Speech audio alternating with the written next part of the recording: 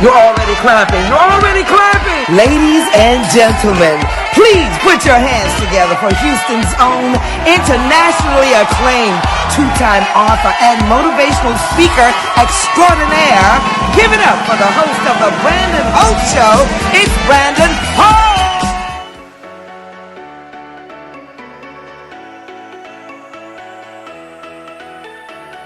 Put your hands together and let's welcome Mr. Johnnie Davis in the house. Johnnie, how are you? I am well. Thank you for having me, sir. Very welcome. Thank you for coming on. Johnnie, you have an amazing story. You had a medical issue at the age of 34 that impacted your life. Tell us about that. Well, at the age of 34, I was suddenly stricken with this debilitating heart disease called congestive heart failure. Mm-hmm. Now, this hit me completely out of the blue because I was someone who always worked out. I was physically fit. I've never used any illegal drugs a day in my life. I'm not a smoker. I'm not a drinker. I never abused my body, and I did not meet the criteria for a person's heart to go into failure at age 34 years old. But nonetheless, I was stricken with this debilitating heart issue literally out of the blue. And it brought me to a complete stop in both my life and my career. And it just put me in this really weird, dark space for a long time. And this is the reason why I wrote my book, I'm Still Here, From Heart Failure to Heart of a Champion. So you wrote a book based off of what happened. Now, I want to know, were there any signs or symptoms that you saw at that age where you felt like something wasn't right, or did it just hit you out of the blue? It just hit me out of the blue. You know, I was at a retreat where some of my colleagues in my company that I was with at the time, and we were playing football on the beach, and I noticed that I was getting really tired, but I just attributed it to just being, getting older or what have you, and not being, 20 years old or what have you. But when I got home from Florida back to Charlotte, I noticed that my energy level was at an all-time low. I was extremely lethargic, and I was becoming short of breath. It became a task to walk, 200 feet without getting tired. And I didn't understand what was happening at that time. And then as time progressed, I started to really, really develop the symptoms of having the edema on my legs, the retaining fluid in my legs and ankles. My feet were so swollen, they got to the point where I couldn't even put on my shoes. Well, I wrote the book because it chronicles a 10-year period of my life. And I actually started writing the book as a way for me to kind of like administer self-therapy.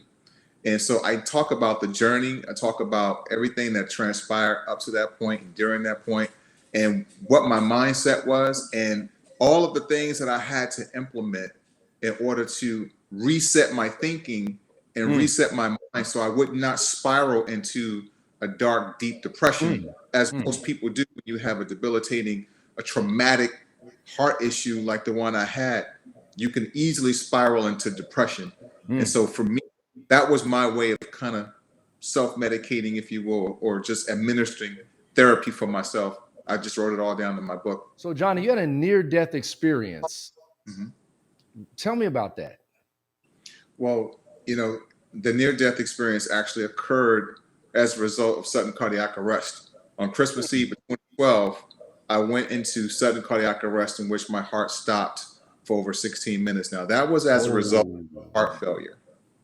Wow. Because my heart never healed. It never got back to full strength. It got to a level where I was functional, but it didn't get to a point where it was physically 100% healed. And so Christmas Eve of 2012, I went into sudden cardiac arrest. My heart stopped for over 16 minutes. My wife said, while we were sleeping, I reached over and grabbed her and I shook her, and she thought I was having a bad dream. And she called my name, and she noticed that I didn't respond. And so she turned on the lights and saw that my eyes rolling in the back of my head. And so she immediately called 911, and he told her what to do as far as how to administer chest compressions. And she started to administer CPR on me in the bed. Now, if you ever administer CPR on anyone, you know that that person should be on a hard surface and not the bed. But I'm 220 pounds or whatever. She couldn't lift me. And so she just did what she could do and witnessed me take my last breath in her hands and die. So my heart stopped for over 16 minutes. I didn't have a pulse.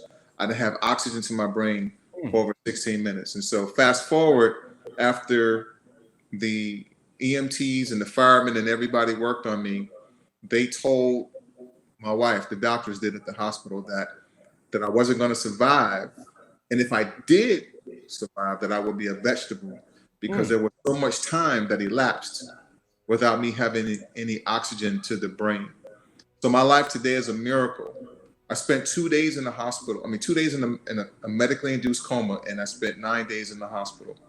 And while I was out, I can remember feeling my spirit leaving my body.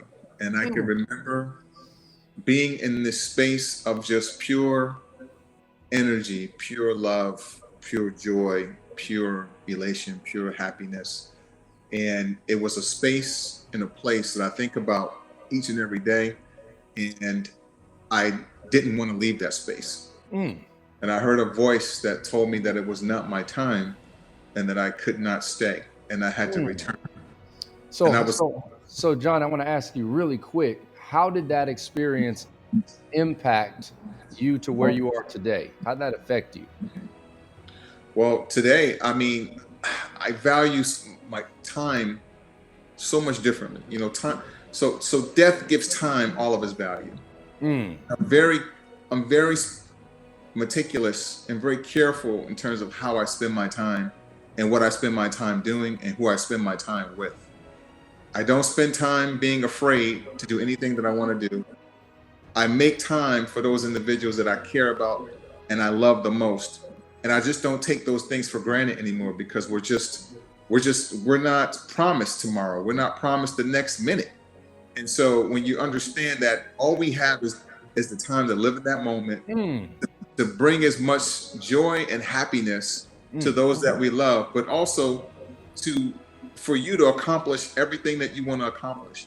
The goal for you to die is to die completely empty, meaning you want to die giving everything that you have, all of your gifts, all of your talents and everything that you were blessed with, that you left it all on the table. And so that when you do go, there's nothing else to give.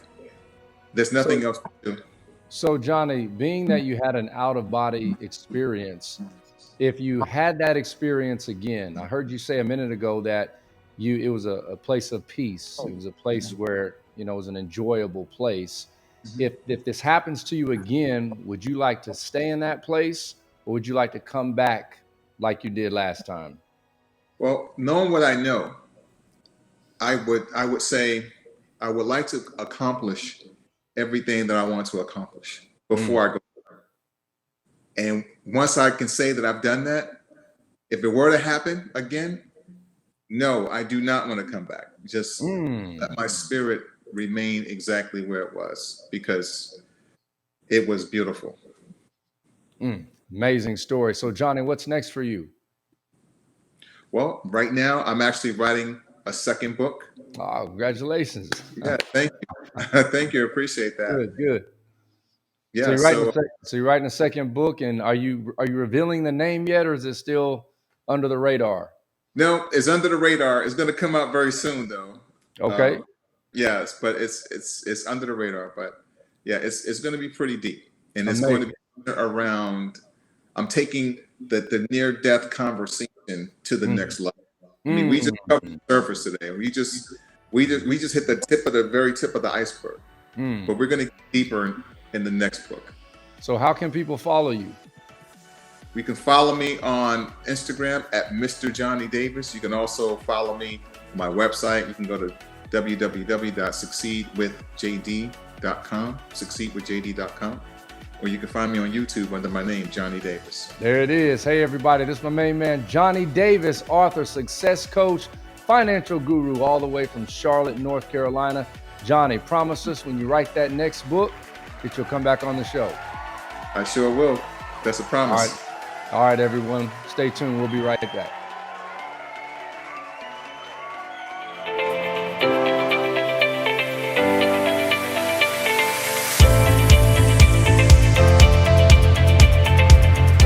Hazel Jones coming at you live from Houston, Texas. I'll be on the Brandon Holt Show on Tuesday. I'll see you there. BHS family, we are here with the one and only Judge Hazel Jones out of Houston, Texas. Judge, welcome to the show. Awesome being here. Great having you. So what got you into law? Oh, wow. Well, I actually have a biology degree from the University of Texas. Uh-oh. Hook 'em horns. Hook 'em horns, which is a far cry from being an attorney. However, I worked in leukemia research and thought, you know what, this isn't my life calling, and so my life's calling. And so I decided to pursue a career in law because I felt that law permeates every aspect of society, and I figured, you know, there's something that I could do. And I went to Howard Law School and got there and got involved in the criminal justice clinic. A good friend of mine from New York said, let's get in the clinic, and she dragged me into this clinic, and I enjoyed representing citizens in small misdemeanor cases in the Washington, Maryland area, and also representing prisoners in disciplinary hearings. Now, did you want to become a judge? Was that your ultimate desire, or being a lawyer, was that satisfactory enough? No, I actually did not want to be a judge. In fact, I remember as a prosecutor, I had a trial, and after the trial was over, one of the jurors said, "You're going to be the next judge." I'm like, no, I'm not going to be a judge. No. So I had no desire to be a judge. It was more just something that I think God had in plan for me that I didn't plan. So, Judge, what is the judicial branch of government? Sure. Well, the judicial branch of government is one of the three branches that we have in our democracy here in the United States. And the judicial branch, the basis is to have this government branch determine what the law is. The judge is there to determine the law, interpret the law, and so that's a little segment of the judicial branch. But I believe that every citizen can be a part of the judicial branch of government, as opposed to the other two. So you have the presidential branch, you have the legislative branch. The executive branch enforces the law, and so the judicial branch, usually you have the judge. Everybody thinks it's the judge, and the judge is the person that's involved in the judicial branch that interprets the law. But really, when you think about the big scheme of things, every citizen has an opportunity to be a part of that branch as opposed to the other branches. And you can do that by heeding the call to jury service. So tell us about, what does that mean, heeding the call to jury service? Well, I call it a call because we are a government of the people, by the people, and for the people, right? That's what our late President Abraham Lincoln told us. And this government depends on every last one of us participating. And so what's so important to know is we can't do it unless everyone participates. And to be a part of the judicial branch means that you are participating in determining the outcome of jury trials. And so it's so important. A car cannot run unless every part of that car is operating. So if you have a great engine, but your wheels are bald, it won't run. So we can have the perfect law that's been created. We can have a perfect system, but if we don't have the jurors there to keep that mechanism, that machine running, we don't have, in this case, we don't have the fairness and the justice that we all want. And so at the end of the day, we need jurors to participate in the judicial branch of government. And I'd like to talk about the jury selection and how that process works, and what does it mean to have a jury of your peers? Sure. Well, you know, each juror is like a judge of the facts. And so we say a juror of your peers. Now, what do you mean by that, a judge of the facts? Well, in the judicial branch, I'm the judge of the law. I say, okay, this is what the law is, this is how I interpret the law to be, and so I have the final word on what the law is that will govern the case that's on trial, and I rule on a lot of issues as it relates to legal issues.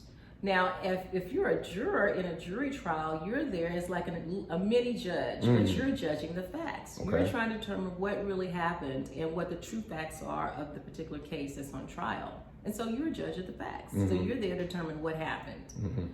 And so a jury of your peers means really, it doesn't necessarily mean like most people think, well, if I'm an African-American female, I'm going to have a juror of African-American females. That's not what it really means.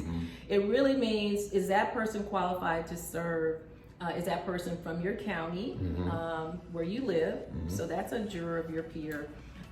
Is that person able to read and write the English language? Is that person someone that is, we can say, is honest, doesn't have a conviction for a crime of moral turpitude or a felony? And so those are the things that we look at. But what's most important is that we realize it could be more of a jury of your peer if we can get the cross-section of your community to participate. So, and that's what makes it really a jury of your peer, if you can get the cross-section of your community to participate in jury service. Hey everybody, we're here with Judge Hazel B. Jones in the house. We're gonna go to commercial. We'll be back.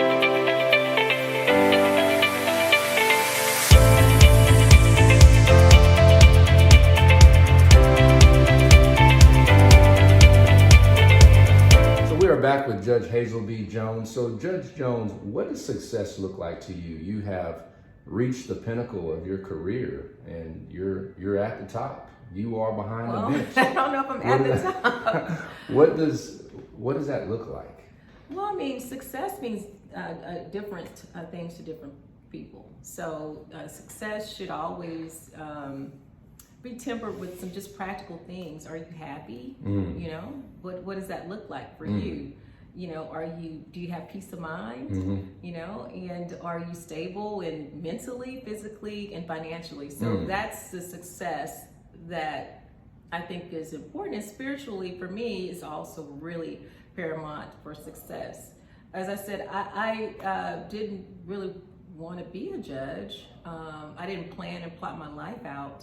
But I think because I had a strong spiritual foundation, God led me to, you know, different circumstances.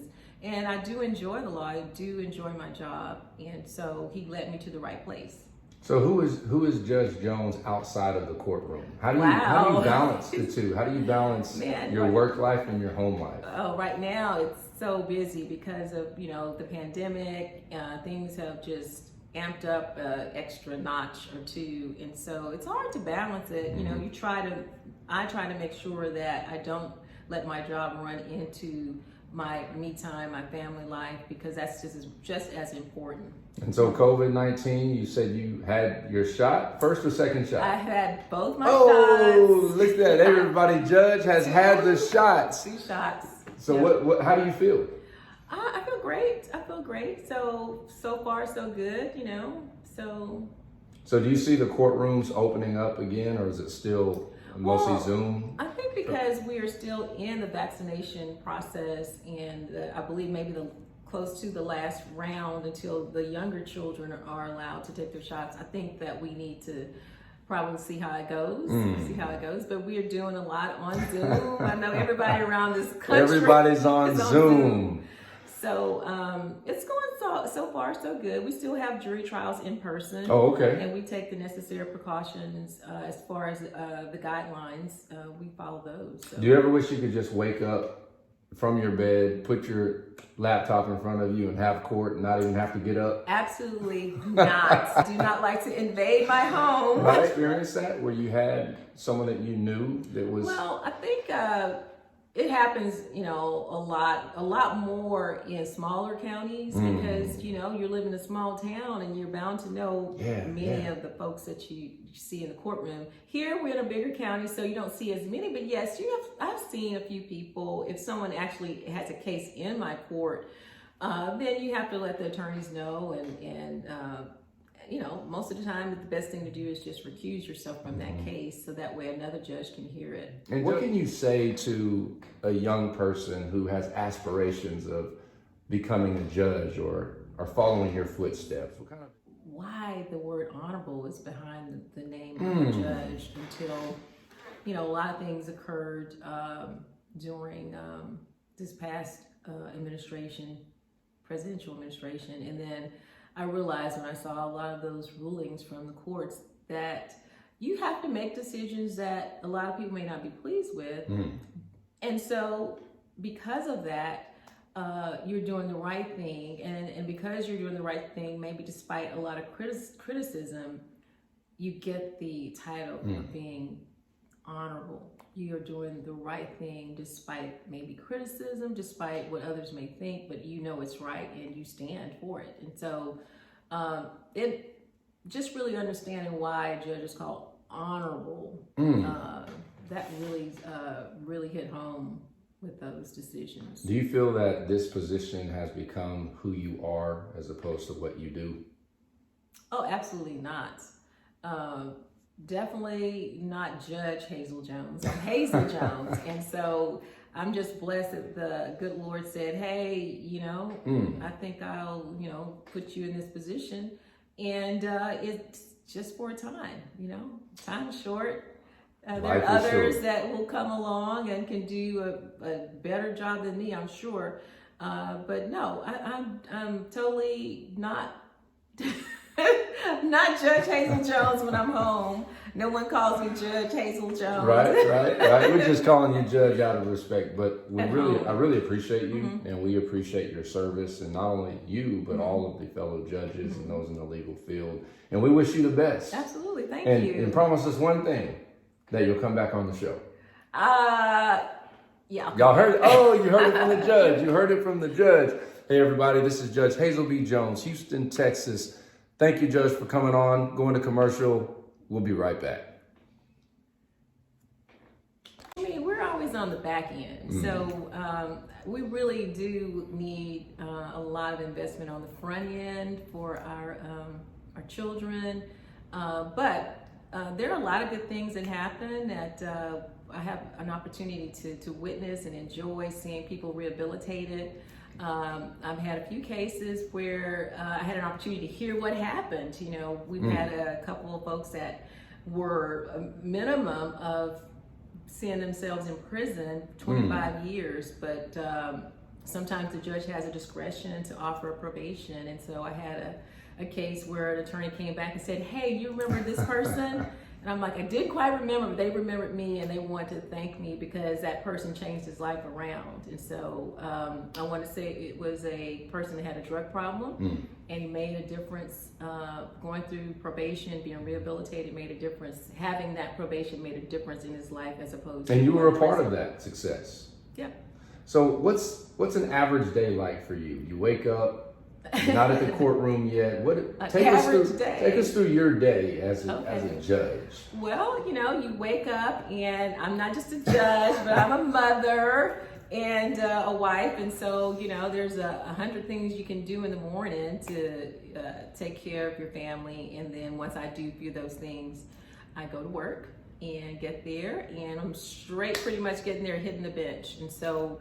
Okay, so let's go back. So you go to work now. Are the sheriffs and deputies, are they lined up when you come in to get you out of your car and take you to the bench? Is there you go through the front entrance and you have your own? The Brandon Hope movie. No, unfortunately, no. We do have a little bit of security, so we can go and enter into our own private garage. And so yes, and so we go in our garage and hit the elevator going up. I'm on the 19th floor, and so as soon as I get there, we're ready to go. Now, do you study your cases at home before you get there, or is it laid out, on the bench and you just go from there? No, you don't necessarily have to study your cases.